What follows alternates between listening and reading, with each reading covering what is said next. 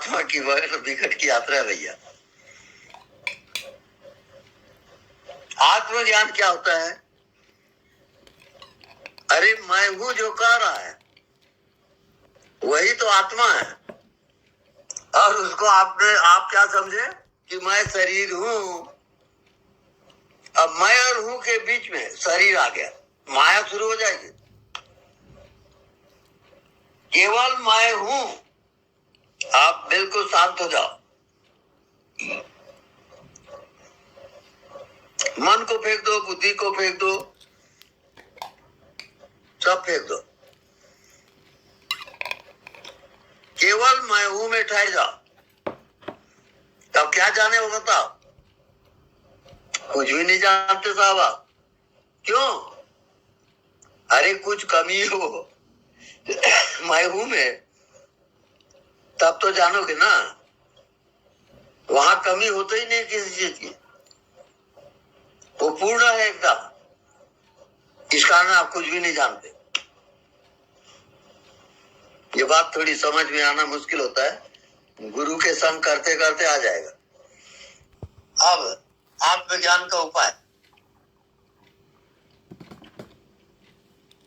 अज्ञात का रास्ता है वो।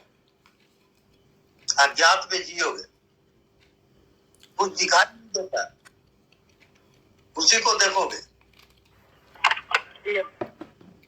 ऐसा देखते देखते आप आत्मा में चले जाओगे। आत्मा कोई विषय नहीं है, आत्मा कोई शरीर नहीं है। आत्मा संपूर्ण ब्रह्मांड है, ईश्वरत्व है। ये समय चूके फिर मिलने वाला नहीं है। इसको कहते हैं गोल्डन चांस, सुनहरा मौका। ये चांस चूके कि चूकते चले जाओगे। एक बार गेंद सीढ़ी से गिरता है तो गिरते ही चला जाएगा। ऐसी जीवात्मा, एक बार उसका पतन हुआ तो पतन होते ही चला जाएगा। ये समझ लो आप अच्छी तरह। इस कारण बुरे का संग ना करो, असंग रहो और अपना आत्म कल्याण करो।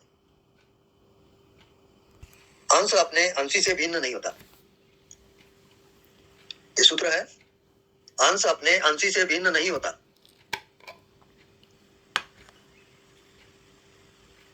कैसे? सोने का टुकड़ा, सोने का अंश सोना ही होता है। लोहे का टुकड़ा लोहा ही होता है। हीरे का टुकड़ा हीरा ही होता है। अंश अंशी से भिन्न नहीं होता, ये उसका स्वभाव होता है। ये स्वभाव है। परमात्मा का अंश जीव, कहते जरूर है हम जीव, पर परमात्मा का अंश परमात्मा ही होता है। ऐसा ख्याल आपको कहाँ है? परमात्मा का अंश परमात्मा ही होगा। आपने क्या समझा? मैं जीव हूं, बस यही गलती हो गई। अब जीव भाव में कितनी लंबी यात्रा है। पुनरति जननम पुनरति मरणम पुनरति जननी जठरे शयनम। पुनः पुनः माँ के गर्भ में आओगे, पुनः पुनः जन्म होगा, पुनः पुनः मृत्यु होगी। बहुत भयंकर यात्रा है। इस कारण ये मनुष्य योनि जो अभी आपको प्राप्त हुआ है, ये बहुत कीमती है।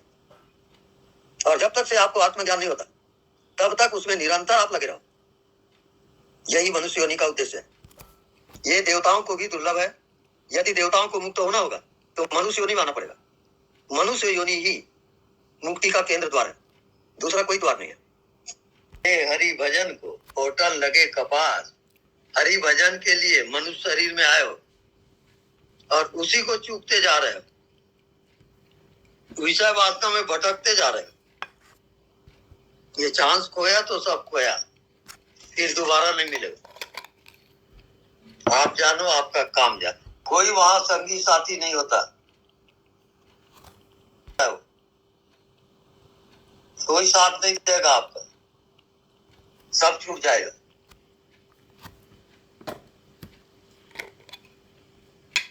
मृत्यु हुई कि आपकी ये दुनिया लूट जाएगी, फिर दूसरी दुनिया में जाओगे, फिर वही काम करोगे। इससे अच्छा ये है कि आप अपने आत्मा को पहचानो आत्मा को जान, वो आपका अंतिम जन्म है। जिसको आत्मज्ञान होता है उसका जन्म नहीं होता, जन्मा है वो। आगे आपकी मर्जी, जैसा जीना चाहते जियो। आए थे हरि भजन को, होटल लगे कपास हुए लोग। बुद्धि का अभाव कर, शरीर को हटा दो। आप ना कोई शरीर हो, ना कोई मन हो, ना कोई बुद्धि हो। ये सब माया जाल है।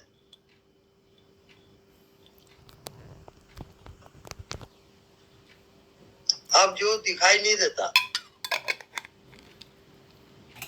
वही आपकी आत्मा है। और इस आत्मा को पहचानते ही आप परमात्मा से एक हो जाते हो। इसी को मुक्ति कहते हैं, इसी को परम धाम कहते हैं। यही ब्रह्म है, यही परमात्मा है जो आपके अंदर मौजूद है, और आप कभी उसको देखते नहीं। आप देखते हो शरीर को, मन को, बुद्धि को, संसार को। ये सब मायाजाल में फंसे हुए लोग हैं। जब तक आप अपनी आत्मा को नहीं जानोगे तब तक जन्म लेते रहोगे और मरते रहोगे। ये उसकी सजा है। पुनरति जननम पुनरति मरणम पुनरति जननी जठरे शयनम। पुनः पुनः वो जीवात्मा माँ के गर्भ में आता है, फिर जन्म लेता है, फिर मरता है। यही उसकी आवागमन है, यही उसकी यात्रा है। तो इसी जन्म में जब आप अपनी आत्मा को पहचानते हो कि मैं कौन हूं, वो है माँ, आप चुप हो जाओ, मौन हो जाओ, उत्तर भीतर से आएगा।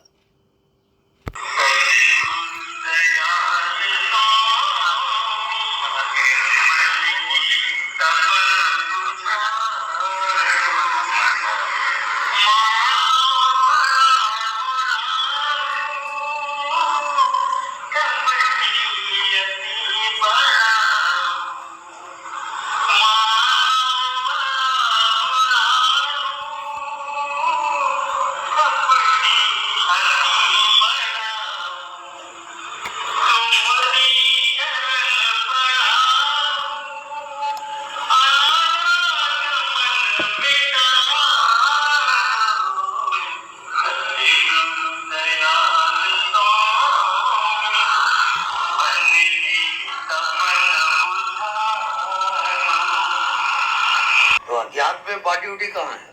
संसार भी नहीं है, बॉडी भी नहीं है, वो सीधा आत्मा में ले जाएगा। अज्ञात इसका कोर्स है। सोते हो, नींद आती है, क्या जानते हो बता? और मौत होगी तो क्या जानोगे? अज्ञात। तो अज्ञात को अभी जी लो ना, बात खत्म हो गई।